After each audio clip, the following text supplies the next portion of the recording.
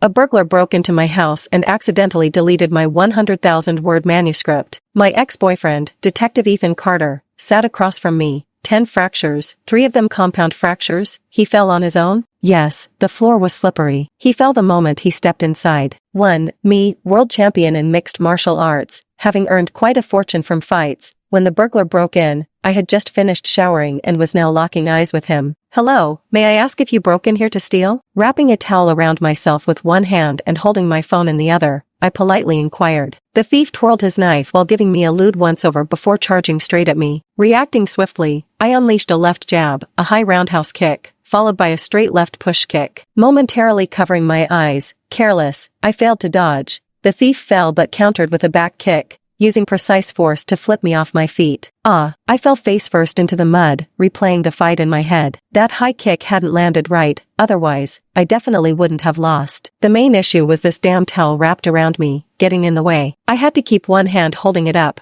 restricting my movement. If not for that, I could have taken him down single-handedly and claimed first blood. The thief clearly didn't see me as a threat anymore. He dashed to the table, snatched the laptop, and made a run for it. No, I sprang up like a carp leaping out of water, but it was already too late. The power cord snapped, the screen went black, and those 10,000 words of my manuscript vanished into thin air like smoke in the wind. At the police station, Ethan, dressed in civilian clothes, handed me a cup of water. He was supposed to be off duty today, but his colleagues had informed him about my situation. After all, they all knew I was his ex-girlfriend. I hadn't expected him to show up, but here he was. Chloe, we've received a report and just need to ask you a few questions. There's no need to be nervous. Officer Davis took a seat across from me, notebook in hand. I frowned. I didn't call the police. I know, it was the suspect who called. He dialed our emergency number. Davis gave me an awkward yet polite smile. What a coward, I thought scornfully, my face mirroring the disdain. Ethan, who had been silent all along, suddenly looked up and fixed his pitch-black eyes on me. That suspect was wanted for homicide. The police have been tracking him for a while, but I never expected you'd beat him into surrendering. So Chloe, how did you end up with 10 fractures, 3 of them comminuted? Davis held his notebook, his stern expression tinged with the thrill of anticipation. I parted my thin lips and uttered 2 words, fell down. Davis's hand holding the pen froze as he glanced awkwardly at Ethan. Anyone with eyes could see it wasn't from falling. Ethan took the pen from Davis and sat across from me, swiftly writing a line, beaten until sustaining 13 injuries. How did he fall? Ethan looked at me without changing his expression. I met his gaze calmly. He tried to run after stealing, then accidentally bumped his arm against my baseball bat. Next, the fitness resistance band from the ceiling fell and hit his toes. The next second, the dumbbell in front suddenly rolled toward him, and immediately after, the jump rope snapped open and directly tied up his hands. Ethan nodded, picked up his pen, and wrote, after committing theft, the criminal attempted to flee and was struck on the arm by the victim using a baseball bat. Subsequently, the victim caused varying degrees of injury to the criminal using a fitness resistance band and dumbbells, finally binding the criminal's arms with a jump rope. He handed the written statement to me. Read it through. Any issues? No. Sure enough, even after nearly half a year since the breakup, it's still Ethan, that bastard, who understands me best. Davis cast an admiring glance my way. If we hadn't been at work, I think his mouth would have overflowed with compliments. 3. I left the police station, breathing in the fresh outside air. But when I saw the BMW parked in front of me, the air didn't seem so fresh anymore.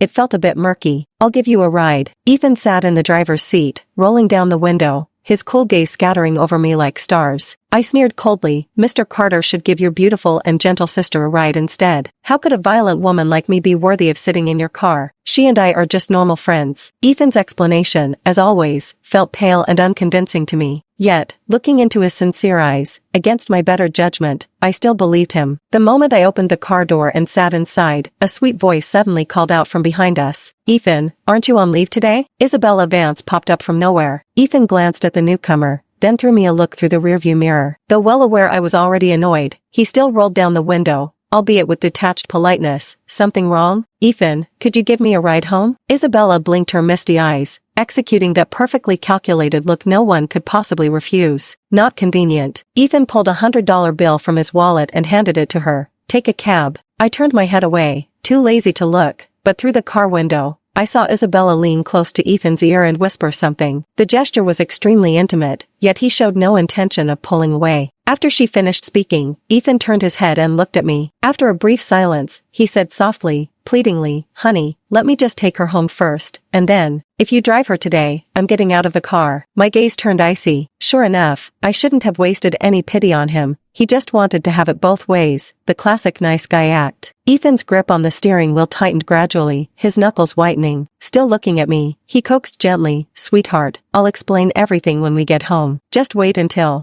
I didn't wait for him to finish speaking, just pushed the car door open and strode out, hailed a ride-hailing car and left. I never believe anyone has so-called unavoidable reasons. On the day we broke up, I had fractures in both hands from a competition. He happened to be on leave, and I wanted him to accompany me to the hospital, but he said he had something to do, ending up just letting Davis go with me. That day, while I was out walking, I saw with my own eyes in the hospital him accompanying Isabella into the ward. That was his so-called something to do. It wasn't until the next day before he finally hurried in, looking rather exhausted, as if he hadn't slept all night. "Darling, I'm sorry. There was an emergency at the bureau. I'm late." Ethan ran up to me, his breath catching for a moment when he saw my injuries before tightly grasping my hand. I looked at him and wanted to laugh. This excuse never failed. If I didn't understand, I'd be labeled as unreasonable, lacking perspective, having questionable character. This excuse left no room for dissent. "It's fine," I smiled gently, being the understanding person he expected me to be. Ethan sighed in relief. As he looked at my wounds, endless concern and guilt surfaced in his eyes. "Does it hurt?" he asked, his voice hoarse. "Don't just ask. Why don't you try breaking a bone yourself to see if it hurts?" I looked at him, my gaze as gentle as ever. Only the love in my eyes had vanished. He lowered his eyes, realizing I was angry. After a long silence, as if contemplating something, he suddenly spoke. "Darling, let's not do this anymore, okay? It's too painful. Didn't you always fear pain the most? Let's try something else, or you don't have to do anything at all. I can take care of you." I knew Ethan's family was wealthy, supporting me wouldn't be an issue, but my family wasn't poor either. "Fine, but I have one condition." My long lashes dipped slightly as I raised an eyebrow, coldness flashing in my eyes. Ethan raised his gaze slightly and held my hand. "Darling, speak your mind. We need to break up, otherwise I can't use your money to support another man." I leaned against the bed, glancing at him sideways with an amused smile. His amber eyes narrowed abruptly, flashing with a cold, unruly intensity. Yet in the end, he softened his voice and coaxed. "Darling, I don't mean to control your life,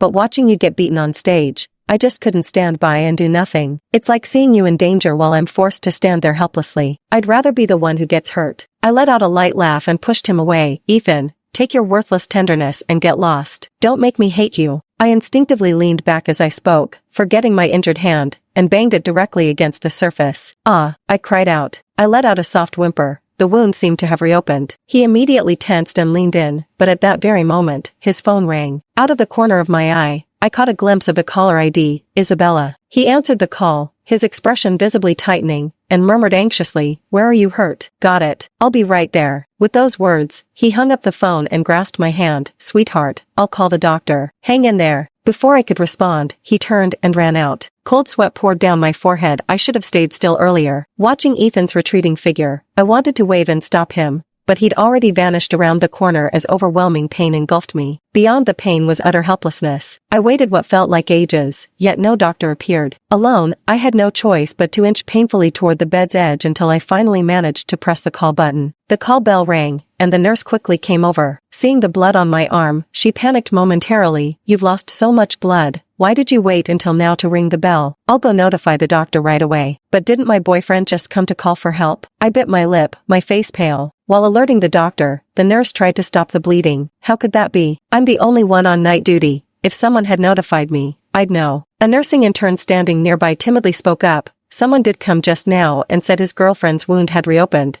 asking us to send someone to handle it." As soon as he finished speaking, he ran out. I grabbed him to ask which bed number, but he shook me off. I thought he was in such a hurry to run downstairs because his girlfriend was in the emergency room, so I followed him there, but didn't see anyone. As he finished speaking, the doctor quickly arrived. After examining the wound on my hand and providing preliminary treatment, he suggested that I go for an X-ray later to check if there were any issues. The nurse let out a relieved sigh and began scolding. "What's wrong with your boyfriend? If he's calling for help, he should find the right person. How irresponsible, running off after just saying a few words. She's just an intern, what could she possibly know? Didn't he see the giant intern badge on her chest? Alright, they're all X's now. Let's not talk about it anymore." I clutched my wound, lay down, and closed my eyes as sleep took me. His actions could affect the lives of millions. Though I have no right to blame him for abandoning me, I do have the right to choose. And so, I choose not to let him be my boyfriend. 3. As the memories faded, I gazed at the long road ahead and suddenly felt a sense of relief. I would meet someone who accepts my profession,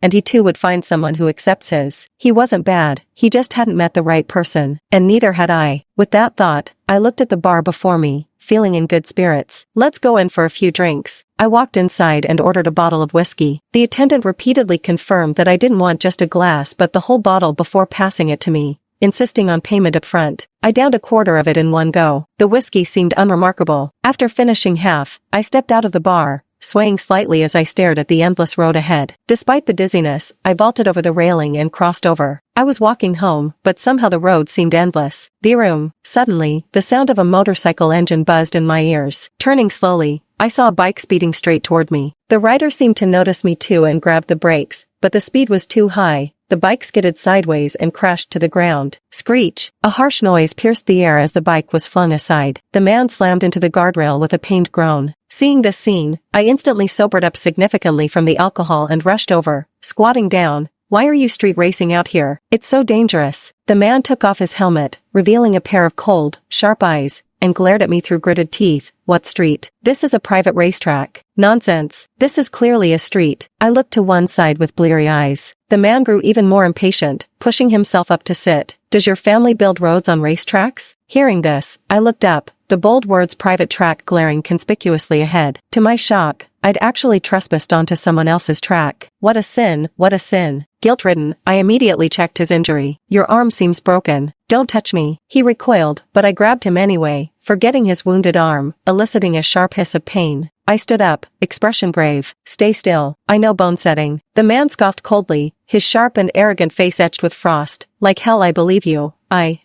Click. Before he could finish, I exerted force with my hands and reset his bone. I dusted off my palms and looked at him with a hint of pride. Try moving your hand now. See if it works. He lowered his head, his expression shadowed under the moonlight until, finally, a biting roar erupted above me. Are you fucking kidding me? Don't be angry, uncle. I never said I wouldn't take responsibility. I'll take you to the hospital for an x-ray and compensate you for everything. Before I could finish, he interrupted. Who are you calling uncle? I'm only 24. I stayed silent for half a second before looking up and saying, brat.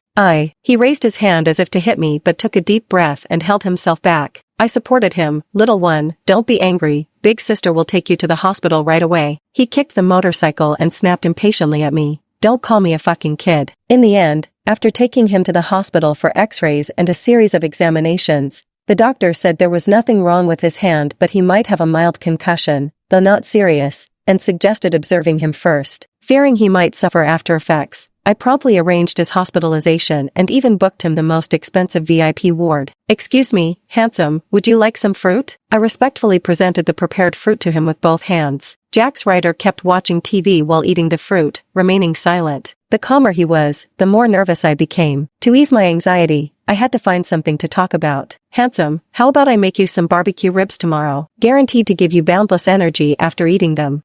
He responded coldly. I spoke up again. Hey handsome, is there anything else you need help with? Do you need me to help you to the bathroom? Should I help you take off your clothes? I can manage myself. His tone remained indifferent. My heart grew even more uneasy. To test whether his mind was truly impaired, I pulled out a first-grade final exam paper. Handsome, your little sister here can't solve this math test. Could you help me out? Jax raised his eyebrows, tossed down the fruit fork, wiped his hands, and grabbed the test paper with a curt command. Give me the pen. Before I could even finish my words, he lifted his head with a menacing look, like he could devour me whole. Are you messing with me? Ha ha ha. I chuckled awkwardly, scratching my head. So, can you do it? Jax glared at me, flames of anger burning in his eyes. The corner of his lips twitched into a forced, icy smirk. How about you punch yourself in the chest twice? I can barely stand you anymore. With that, he turned his back, making it perfectly clear. This old man wants nothing to do with you. Huh? This request is utterly ridiculous, but I can't exactly refuse. Bang, bang. I punched myself twice in the chest, though loud. It didn't actually hurt much. The person on the bed suddenly sat up, staring at me with a shocked expression, as if studying some bizarre creature. Did you take a vacation when evolution happened? Why do you follow orders so blindly? I looked at him innocently. Isn't that what you said? His pitch-black eyes studied me, filled with scrutiny and inquiry. Taking a deep breath, he turned his head away, once again adopting that attitude of not wanting to acknowledge me. Just as I was about to coax this stubborn lord, my phone rang first. "Ethan, darling, can we talk? I don't want to lose you over a misunderstanding." I stared at my phone, my gaze flickering uncertainly, before ultimately sending a resolute message. "Me, the truth is, I know you must have your reasons for taking care of Isabella, reasons you can't share because they're confidential, but whatever the justification, I can't bring myself to share my lover with someone else. Besides, haven't you always told me to be a good girl? Well, now I am. I'm behaving, I'm not causing trouble anymore, and I don't need you either. Ethan, if we just leave it like this, would you be satisfied? Me. There will be a day when I'm content." I was just about to put away my phone when it vibrated again. A message from Ethan appeared. "Look up." I looked up from the message to see Ethan standing in the doorway, his hand wrapped in a bandage with faint traces of blood still visible. "Are you okay?" I was just about to approach when I clumsily bumped into Jax's hand. He gasped in pain, giving me a cold glare. "What the hell made you suddenly jump up like that? See a ghost? Sorry, are you alright?" I nervously held his hand, carefully examining the injury. "Maybe we should still call a doctor to take a look." "No need." Jax withdrew his hand, too lazy to bother with me. "I'm sorry, I didn't mean to hurt you. I'll be more careful next time," I said apologetically. "Enough, go to sleep," Jax murmured casually as he closed his eyes. Ethan stood at the doorway without entering, simply gazing at me with his usual gentle expression. I glanced at Jax before tiptoeing out. After closing the door behind me, I asked Ethan, "What brings you here?" Ethan leaned against the wall, forcing a smirk. "Got hurt, came to the hospital for stitches, and happened to run into you. Was that your boyfriend just now? He seemed pretty harsh on you. Does it matter if he's my boyfriend or not?" I met his gaze, but the flutter I'd once felt when seeing him was gone. "Guess even passion can burn out eventually." Ethan shook his head, his eyes flickering as he stared out the window. "Someone who snaps at you over trivial things.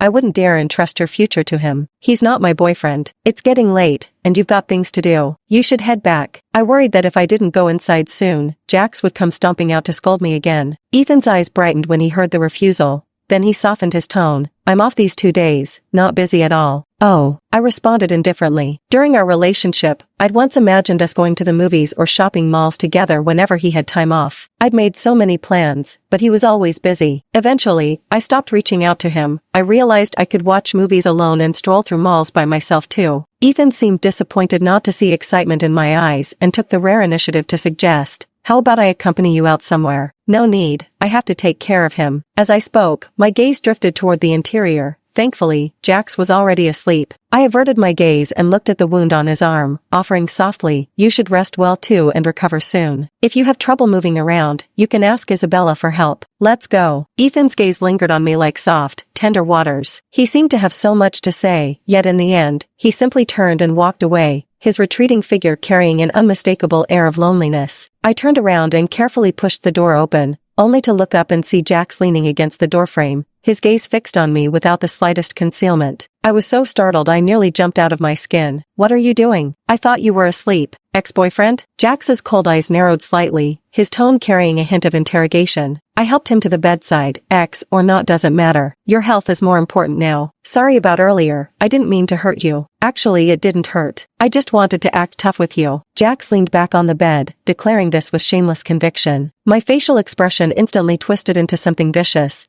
"Do you believe I could actually kill you?" Jax curled his lips into a smirk, the corners of his mouth carrying a rebellious edge. "What do you do for a living? Why so quick to throw punches?" "Me? I'm a fighter," I answered nonchalantly. "That's badass?" Jax immediately sat up straight, his gaze towards me shifting noticeably. I chuckled inwardly. Kids will always be kids. You're actually the first to call me cool. Everyone at home and all my friends think a girl shouldn't do this kind of work. Too painful, they say. What's all this talk about what you should or shouldn't do? Just do what makes you happy. I crash race cars all the time. If you chose it yourself, then so what if it hurts? Jax curled his lips upward, speaking with careless indifference. I stood up and looked at him earnestly. You're absolutely right. Who cares whether we should or shouldn't do it, as long as we're happy? I never thought our values would align so perfectly. I'm convinced we're meant to be friends. Tisk, as if I care. Jax let out a disdainful snort before flopping onto the bed, though the corners of his lips betrayed him with an almost imperceptible upward twitch. 5. In the following days, I would cook various dishes for Jax. Over time, I realized his temper wasn't as explosive as I'd thought. Even when I accidentally touched his wound and caused him pain, he would just sigh instead of scolding me. On days when I might have hurt him countless times, he'd only sulk and ignore me. he stopped roaring at me altogether. These past few days, quite a few business tycoons have come to see him. Sometimes he responds coldly, other times perfunctorily. From their conversations, I learned that Jax is the heir of the Ryder Group,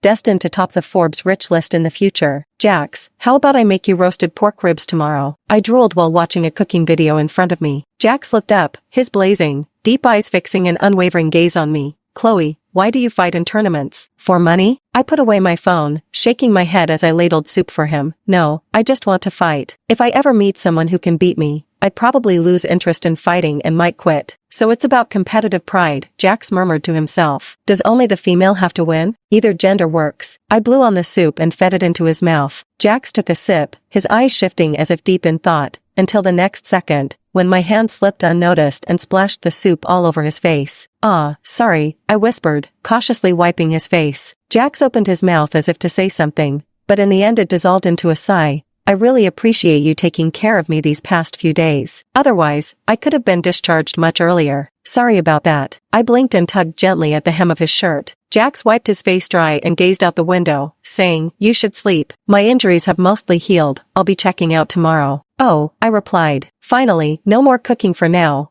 I can take these next few days to rest properly." 5. The next day, an entourage of bodyguards and servants, numbering several dozen, arrived in grand fashion to escort him from the hospital. Naturally, my assistance was no longer needed, so I returned home. Freed from caretaking duties, this sudden abundance of free time left me momentarily at a loss for how to spend it. Closing my eyes, I randomly picked a spot on the US map and embarked on a journey. Throughout my travels, whenever I encountered breathtaking landscapes, I'd share them with Jax. He always responded without fail. What began as occasional exchanges about his daily life soon became daily updates. I don't know when my desire to share became so overwhelming. I used to share with Ethan too, but he'd usually take 2 or 3 days to reply. By then, the initial excitement to share would have long faded. Gradually, I stopped sharing altogether. Another early morning, I snapped a picture of the blue sky with white clouds and sent it to Jax. "Me, look, white clouds." The next second, Jax replied with a photo of an airport. "Got nothing to do lately. Coming to Crestview to hang out with you. Where are you? I'll find you." Looking at the airport photos, I felt an unexpected joy in my heart. I sent him the address, then opened my suitcase to pick out clothes, only to find not a single dress inside, which left me slightly disappointed. It had been 2 months since we last met, so maybe I should put on some makeup. Ultimately, I proved to be terrible at applying makeup. In the end, I went to the movies with him wearing jeans and a bare face. Since the movie I wanted to watch was no longer in theaters, we ended up going to a private cinema instead. I've wanted to watch it with Ethan for a long time, but he never had time, so we never got around to it. Today I finally watched it with Jax. The movie wasn't very interesting, but Jax's commentary definitely was. His hilarious critiques never stopped from the very beginning. Did this male lead forget he has a mouth? Just explain things to the female lead already. Ugh, another mute protagonist. If the unconscious male lead can't swallow medicine, how would putting it in the female lead's mouth help? Is her mouth some kind of feeding tube? Seriously, what's the male lead standing there for? Chase after her? Is he a wooden statue? Why is he crying instead of running after her? What kind of garbage is this? Not the least bit entertaining. That was Jax's 10,086th complaint. Having said that, he grabbed my hand. "Come on, big bro will take you paragliding." I thought about trying it before, but Ethan said it was too dangerous and wouldn't let me, so I gave up. Today, having someone willing to take me, I eagerly followed Jax. Turns out, paragliding is genuinely fun. After taking me for a spin, I still couldn't get enough of it. After that, I had him take me bungee jumping. We rode the roller coaster twice and the pirate ship 3 times. I threw up spectacularly but still had a blast. I lay sprawled on the hotel carpet, my head resting against the edge of the king-size bed behind me. This year's most popular romance film flickered across the projection screen in front of us as he sat beside me. I turned to look at him. "Big bro, what should we do tomorrow?" "Help me practice boxing," he answered, tilting his head toward me. The light caught half his face, accentuating its razor-sharp angles. I got excited the moment I heard it. "Bro, don't worry, your little sister here is a professional sparring partner. Tomorrow I'll make sure you're well taken care of." "Be serious," he said, knocking on my head. So I repeated what I'd just said with a straight face, which made him laugh. The next morning, Jax dragged me to the boxing gym. And you know what? I've got to admit, the guy does have some skills. There were several close calls where he almost had me,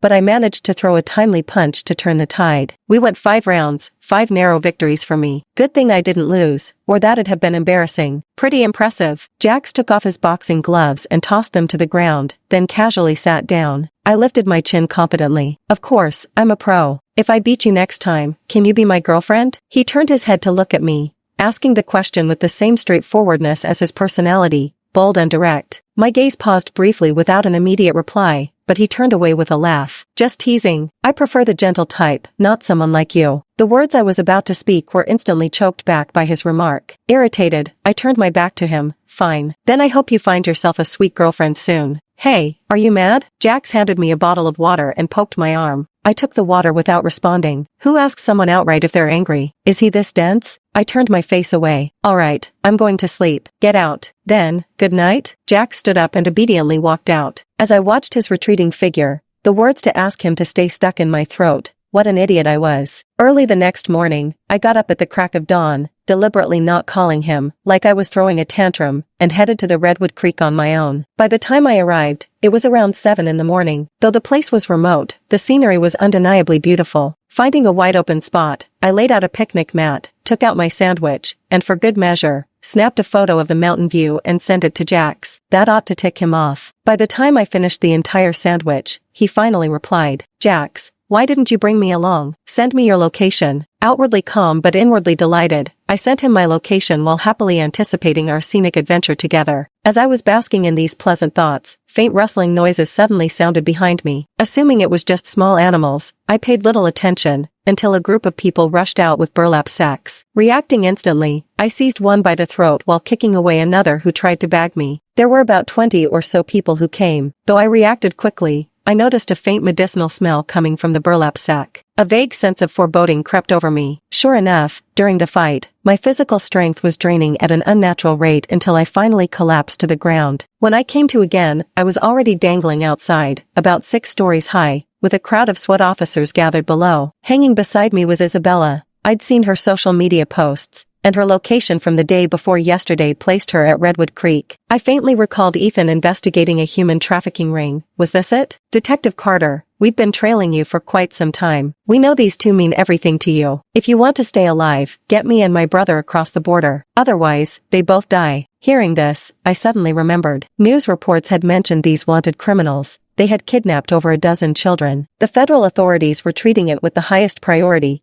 so all checkpoints were extremely strict. They must have realized they couldn't escape and were now resorting to desperate measures. Ethan, save me. Isabella's frail body dangled outside the window ledge, her hands already turning purple from the tight restraints. The lack of blood circulation was severe. If this continued, she might lose both hands. To make matters worse, she was slipping dangerously close to falling. Ethan's expression turned icy, his eyes gleaming with lethal intensity. Let them go. Take me as your hostage instead. If you capture me, they'll safely escort you out of the country. Detective Carter, you're just one man. Do you really think trading 1 for 2 is a fair deal? Choose one. The trafficker held a knife in his hand, slowly and deliberately slicing through my rope. My body abruptly dropped a small distance, the sensation of death pressing in on me, while terror washed over my face. I closed my eyes, holding back my tears. Jax, I'm afraid I won't make it. Come quickly. I still have thousands of words of last wishes to tell you. The trafficker slashed at Isabella's rope once more. Her body shuddered violently, her entire frame trembling with sobs as she screamed downward. Ethan, save me. Save me, please. Ethan closed his eyes, took a deep breath,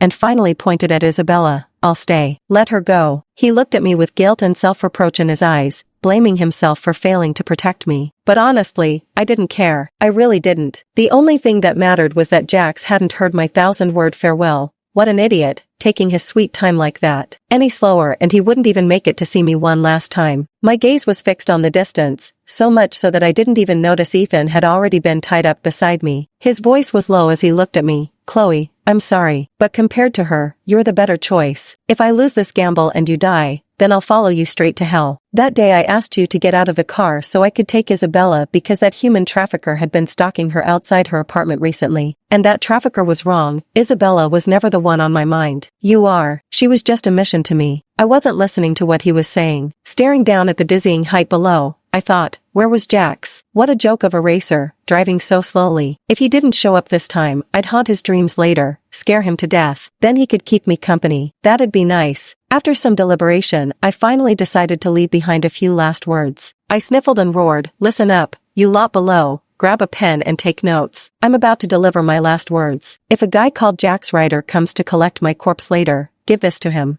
Alright, I'm about to start talking. Jax, you damn idiot. It's just a 2-hour drive, and you still haven't made it? I was counting on seeing you one last time. What a waste. Screw it, I'm never hanging out with you again. At this point, my voice choked up. Who isn't afraid of death? And that's precisely why I couldn't bring myself to hate Ethan. It was only because he had cast life and death aside that the people could enjoy safety today. Ethan was afraid of death too, but he still resolutely faced it to protect those he cared about, keeping the danger for himself. Admirable courage, but irrelevant to me. I just wanted to leave behind a few more last words. Jax, my bank card pin is my birthday. If you can't remember it, you're missing out on a windfall. Boom. A deafening explosion suddenly erupted behind me. I couldn't see, but I sensed what felt like a SWAT team storming in, gunfire, struggle noises, and what might have been Jax's voice mingled in the chaos. Was I hallucinating? The next second, my rope kept scraping against the wall until it finally snapped. Ah, I screamed as my body plummeted downward. At that exact moment, Ethan severed the ropes binding his hands and lunged forward, grabbing me mid-fall. Hold on tight, don't let go, he said, gripping the rope with one hand and clutching mine tightly with the other. He looped the rope around his hand 2 or 3 times, holding it firmly as the friction tore his skin, drawing blood. As time ticked by, the clamor of battle overhead grew fiercer,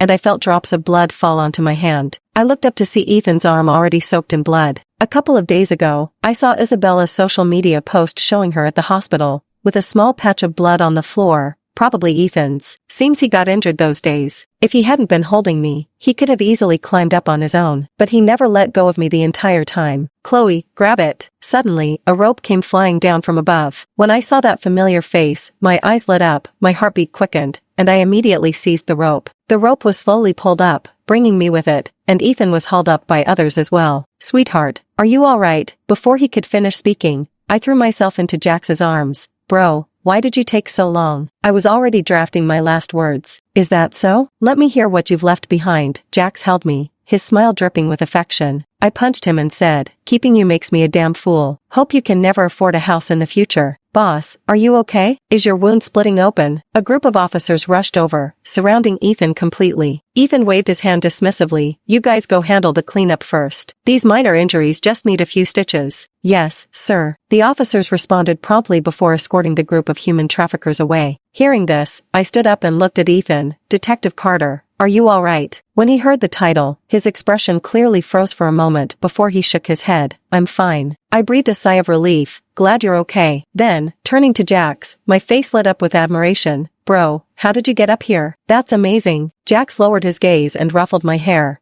The kidnappers were too dumb. They didn't even know the terrain before grabbing someone. I'm familiar with this place. There's a basement and tunnels leading straight up, so I led the SWAT team to flank them. So smart, big bro? I praised without restraint, wrapping my arms around his neck. I'll make you something tasty later. Jax tapped my head lightly with his fingers, then glanced sideways at Ethan. Your hand looks like it's bleeding. Shouldn't you get that checked? He glanced down, just as his hand slightly moved, and the ring box in his pocket suddenly fell out. Hey, you dropped something. I was just about to pick it up for him when he bent down first and grabbed it. It was meant for a friend, but if you like it, you can have it. I shook my head. Since it's for a friend, it wouldn't feel right taking it. You should keep it. Alright. He lowered his head, wordlessly slipping the ring box back into his jacket pocket, placing it close to his heart. I looked up at Jax and said, Bro, go bandage Detective Carter's wound. Let's go. I have a first aid kit and disinfectant alcohol in my car, Jax said, leading Ethan downstairs. Jax walked to his car and took out the disinfectant alcohol. The wound is pretty deep, you're gonna need to tough it out. As Jax poured the alcohol, Ethan suddenly spoke up while staring at him. You like Chloe? Yeah. Jax lowered his eyes, his tone carrying a hint of languor,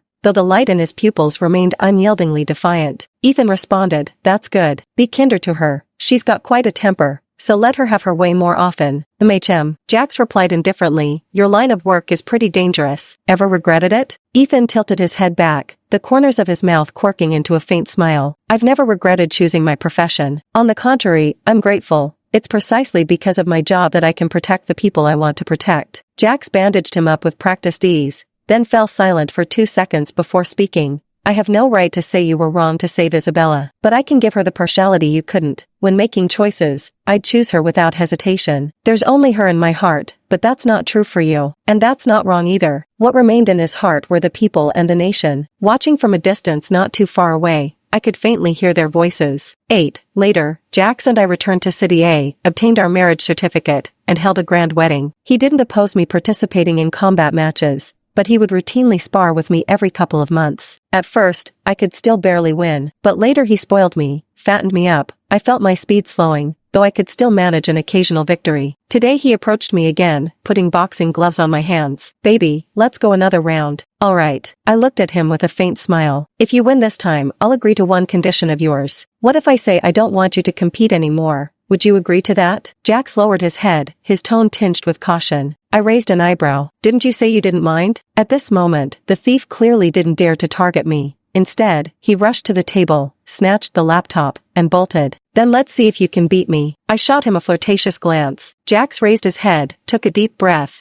and said, "It's starting." As soon as the words were spoken, a fist came flying toward me. I didn't dodge. He panicked, pulling back his strength just in time, so I took the opportunity to crumple to the ground. Are you okay? I already said start. Why haven't you reacted yet? Jax nervously picked me up. Should we go get a CT scan? I didn't move, instead clasping his hand. You won. I won. Jax looked stunned. I knocked on his head. What a dummy. Technically he didn't win, but I wanted to lose, so he won. The man I chose, even if I have to kneel, I'll keep spoiling him. Anyway, the few million I earned from competitions is enough for me to open a small cafe, making 100 grand or so a year, just enough to buy Jax a pair of pants. Plus, with the couple of companies my parents handed over to me, Jax and I are pretty much a perfect match in terms of social status. The end.